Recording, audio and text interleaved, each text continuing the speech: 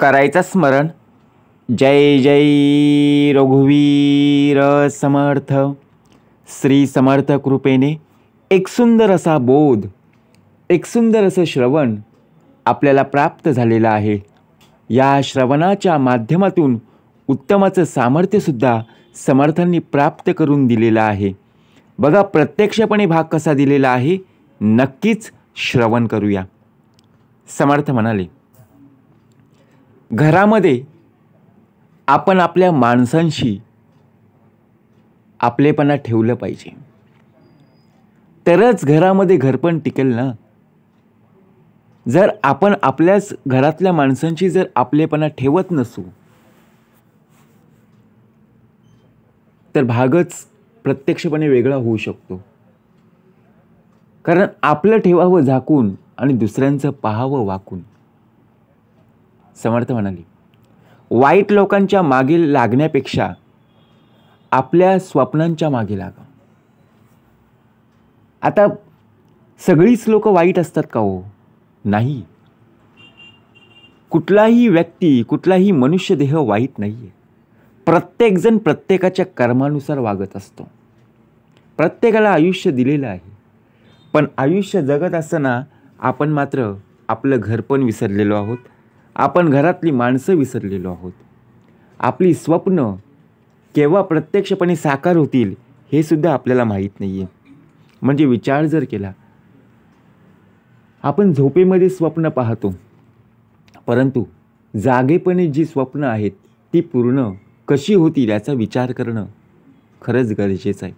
कारण जेवढं तुम्ही पुढे जाल तेवढी स्वप्न तुमच्या जवळ येतील. आता कुठलंही कार्य करत असताना जेवढं तुम्ही बघा उत्तम रीतीने कार्य कराल ना, तेवढं तुमच्या मागे यश असणारच आहे ना.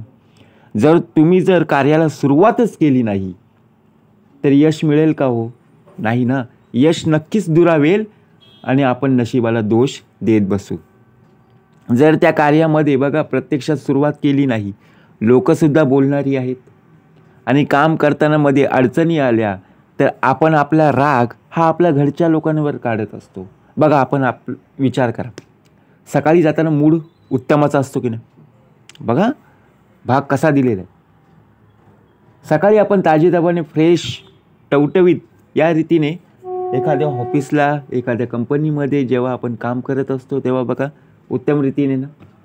परंतु जर कंपनीमध्ये, ऑफिसमध्ये एखादा प्रेशर आपल्यावर पडला, म्हणजेच काय, कामाचा ताण, कामाचा व्याप जर जास्त वाढला, आपल्याला बोलणी खावी लागली, तर प्रत्यक्षात आपण तिथे उत्तर देत बसत नाही.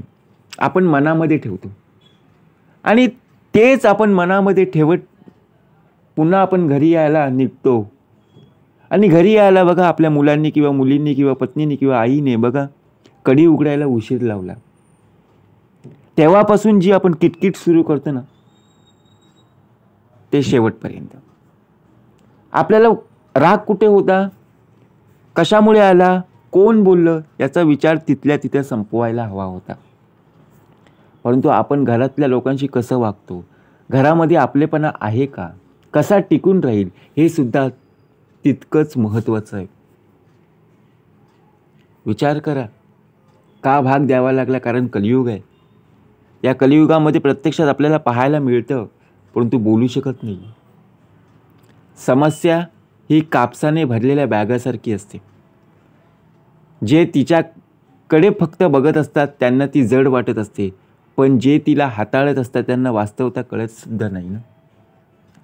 आता कापसाचं ओझं किती असतं विचार करा. कापूस बघा, लहान मुलगा, लहान मुलगीसुद्धा कापूस सहजरित्या, बरोबर की नाही, घेऊ शकतो की नाही? नक्कीच. त्याचं वजन कमी असतं. किती आपण बघा पिशवीमध्ये भरलं तरी हलकं असतं ना. परंतु तेच कापूस जर पाण्यामध्ये बुडवून पिशवीमध्ये ठेवलं ना, तर बघा प्रत्यक्षपणे किती ओझं होतं. हे पाहावे आपणासी आपण, तेव्हा वास्तविकता कळून येते. हा फरक आहे. मग त्यानुसार ज्याच्या जीवनामध्ये निश्चित असं ध्येय नसतं, त्याला वेळ घालवण्यासाठी साधन शोधण्याची गरज असते. आपण विचार करत असतो, आपण आपल्या दिवसाची सुरुवात उत्तम रीतीने करत असतो. ज्यांना काम आहे ते काम करण्यासाठी बघा उत्तम रीतीने प्रवास करत असतात, उत्तम रीतीने काम करत असतात. परंतु या देहाचा भाग चालू आहे. हा देह कुठलाही काम करत नाहीये. परंतु आपण आपलं आयुष्य कसं घालवत असतो, ज्याप्रमाणे बघा आपण आपल्या मित्रांसाठी वाट पाहत असतो. कुठला एखादा मित्र एखाद्या पारावर आपण बसून राहिलेलो असतो आणि वाट पाहत असतो, कुठला मित्र आज आपल्याशी बोलायला येईल किंवा आपला वेळ बघा प्रत्यक्षपणे घालवी. यामध्येच आपण गुंतून राहतो. आपलं आयुष्य हे थोडं आहे, क्षणिक आहे. परंतु त्या आयुष्याची गोडी आपल्याला चाखता यायला हवी ना. मग त्यासाठी आपल्याला वेळ घालवण्यासाठी साधन शोधण्याची गरज नसावी. कारण वेळ घालवण्यासाठी साधन शोधत बसत असाल तर आयुष्य बघा व्यर्थ आहे. समर्थ म्हणाले, काय करा ते आत्ता करा. जे आयुष्यामध्ये उत्तम प्रकारे आपल्याला कार्य करायचं आहे ना, ते आपल्याला करता आलं पाहिजे. कारण ध्येयच नाही आहे आपल्याला पुढे काय बनायचं आहे, काय करायचं आहे, कुठलं करिअरमध्ये आपल्याला बघा पुढे जायचं आहे, काहीच नाही आहे. आयुष्यात कोणत्याच मर्यादा नाही आहेत. फक्त तेवढ्याच आहेत ज्या तुम्ही तुमच्या मनात निर्माण केलेल्या आहेत. प्रत्येकाला असते, मर्यादा नाही असं नाही आहे. पण प्रवास करत असताना वाहन घेऊन जात आहेत, वाहनाला बघा स्पीड लिमिट असते की नाही, मर्यादा असते की नाही. काय 100-120च्या स्पीडने नेली की पोचलो असं नाही आहे. जिथे बघा स्पीड ब्रेकर आहे, कुठे गाव असेल, कुठे गतिरोधक आहे, कुठे बघा प्रत्यक्षपणे वळण आहे, तिथे आपल्याला सावकाश घ्यावीच लागते. परंतु घरातलं वातावरण आपल्याला आता टिकवायचं आहे. आपण आपलं मूड जर खराब असेल तर बघा प्रत्यक्षात मूड चांगला होण्यासाठी आपण प्रयत्न करत असतो की चांगला मूड केव्हा आपल्याला प्राप्त होईल. परंतु विचार जर केला ना तर घरामध्ये आनंदाचं वातावरण आणि खेळतं वातावरण असलं पाहिजे. ते कसं प्राप्त होईल? आपल्याला एखाद्या वेळेला बघा जेव्हा त्रास होतो तेव्हा ज्या मनाला त्रास झालेला आहे ना, तो मन पहिला शांत केला पाहिजे. मग मन शांत होईल केव्हा? समर्थ म्हणाले, आपल्या शरीराला त्रास झालाय ना, परंतु शरीराला त्रास होण्याऐवजी प्रथमतः मनाला त्रास झालाय. मनाला त्रास झालेला आहे. मनासोयी विश्रांती समाधान केव्हा?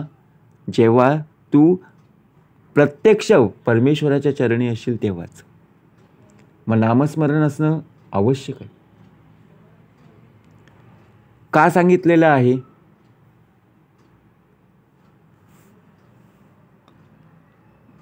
ज्याप्रमाणे प्रत्येक वेळेला नवीन नवीन भाग आपल्याला प्राप्त होत असतो.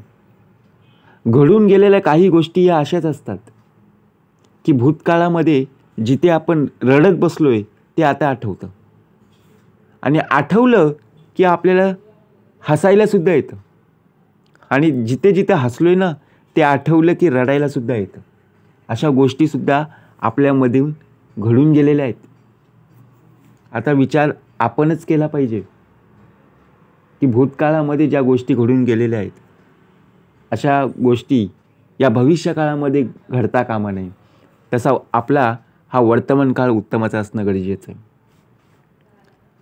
म्हणून कितीही वाईट परिस्थिती असू द्या, घरामध्ये उत्तमतेचं आणि आनंददायी वातावरण असलं पाहिजे. पण आयुष्य जगत असताना कुठल्याही आपल्या घरामध्ये असणाऱ्या व्यक्तीला त्रास होणार नाही असं कोणीही वागू नका. कारण आयुष्यात तीच माणसं आपल्या उपयोगी आहेत. बरोबर की नाही? एखाद्या वेळी बघा प्रत्यक्षपणे अडीअडचणी आल्या की आपल्याच घरातली माणसं प्रत्यक्षपणे कार्याला उभे राहतात. मनुष्य श्वास घ्यायला विसरतोय, बरोबर की नाही? म्हणजेच काय, श्वास घ्यायचा म्हणजे आपण स्वतःहून श्वास घेतो का? नाही. त्याचप्रमाणे श्वास घेतल्याशिवाय आपला देह राहूच शकत नाही.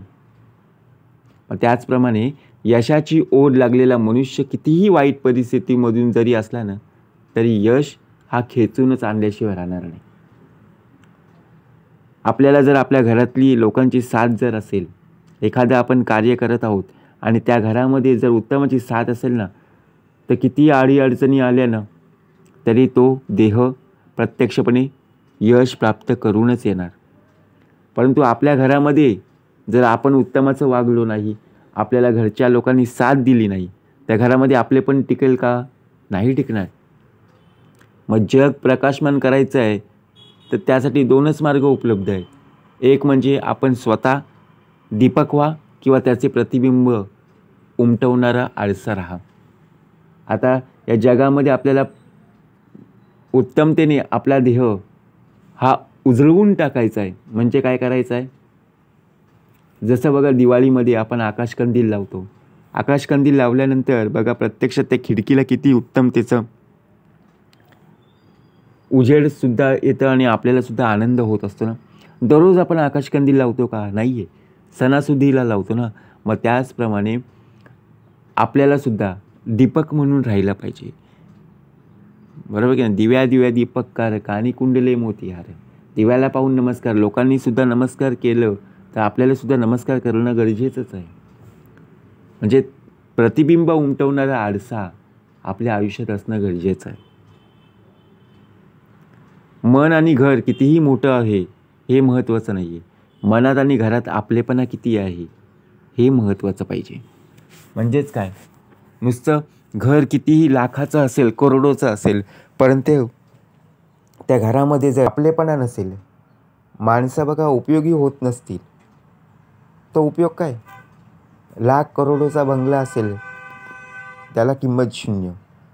परंतु जर मनामध्ये एखादी व्यक्ती असेल, घर म्हणजे एखादी झोपडी असेल किंवा बघा प्रत्यक्षपणे पत्र्याचं घर असेल, कौलारू घर असेल, परंतु त्याच्या घरामध्ये उत्तमतेने सगळे लोक आनंदाने राहत आहेत, त्या घरामध्ये उत्तमतेने बघा प्रत्यक्षात प्रत्येक व्यक्तीचा जो समाधानी ते आयुष्य पाहायला मिळत आहे.